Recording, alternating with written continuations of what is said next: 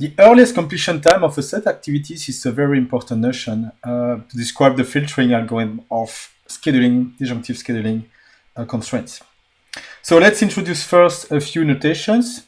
Omega will denote a subset of all the activities that must be executed on the disjunctive resource. And of course, they must be non-overlapping. We will denote by est of omega the earliest starting time of all the activities in omega. So we take simply the minimum of the earliest start time variables.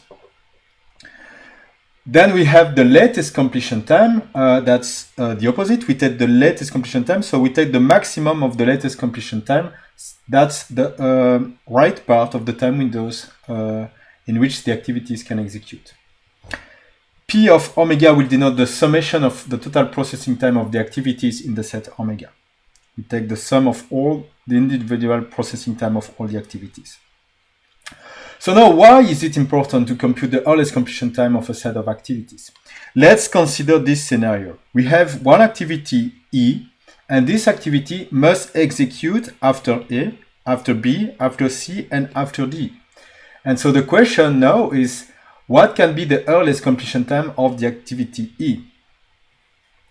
So let's put that on a timeline. If we know that A, B, C, and D must execute before E, and they can only be scheduled starting from 0, let's say from here, and that's the time window of the execution for the activity E, then we know that E cannot start before this time, right? Before this specific time, which is 17. Why? Because we know that they must precede, all these four activities must precede E. So we simply take the summations of the durations of all the activities. So it's exactly the same as we would schedule them one after the other, but without any gap between them. And we know that E cannot start before 17. We call that the earliest completion time of the activities in a set that would be omega equal to A, B, C, and D. Okay? And that is the ECT of this set omega. That's the earliest completion time. That's pretty easy when there is no time windows for the activities A, B, C, and D.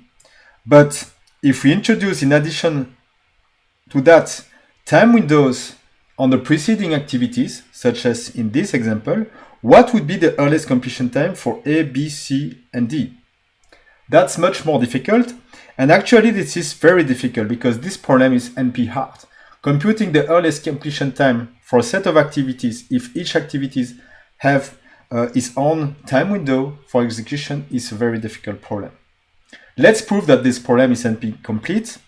And the proof can be found in this very famous book related to NP complete problems. The reduction that we'll use is a reduction of a well-known NP complete problem. That's the three-partition problem. Okay, and we will reduce this three-partition problem to our problem of computing the earliest completion time of a set of activities. Let's remind what the three-partition problem is. Okay, that's the Wikipedia page that describes this problem. But the input is a multi-set, okay, of activities. And they are actually, the set has a size n, that is a multiple of 3. And the goal is to retrieve partitions of 3 activities that are disjoint, such that the summation of the durations of all the values inside the sets are equal. Okay, and they should be equal to t. And obviously, t is the set of all the sum of all the values inside your multiset of 3m, and you divide that by 3, and you should get the target t. That's the sum that you should retrieve for each of the subpartition S1 until Sm. Okay, let's now make the reduction. Okay, and let's first show an example of this problem. So, assuming S is this. Okay, that's the multiset that you have. One feasible solution there is to partition this way. Okay, that would be S1, S2, S3, and S4. As you can see, in each of these sets, the summation is the same and it's equal to 90. Okay, So it's 90, and we are using, so each value there only belong to one of the subsets. So that's a valid solution for the 3-partition problem. The goal now is to show how to solve that problem using the earliest completion time of a set of activities. So let's do that. The way I will do it is that I will introduce dummy activities like this one. They are dummy activities, okay?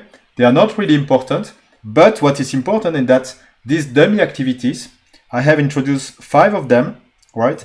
And between them, I have an interval that is of length exactly equal to 90, which is the targets that I want to reach for my 3-partition problem, okay?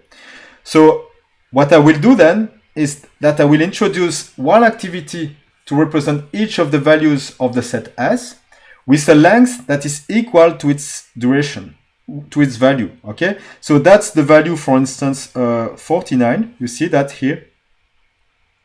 I have a duration for that activity that is 49. And the goal now is to schedule all the small activities that I have introduced such that they do not overlap and that can also not be preemptive, so they cannot be interrupted. And so, as you can imagine, if I'm able to schedule them in this specific problem in the time window between 0 and this value, right, then you know that you have found a solution to your 3-partition problem. So this means that the problem of discovering a feasible solution for scheduling a set of activities inside the time windows is at least as difficult as the 3-partition problem, and computing the earliest completion time is at least as hard as this, okay? So that's a pretty bad news, right? Because we were interested to compute the earliest completion time of a set of activities, but if they have time windows, that's a very difficult problem.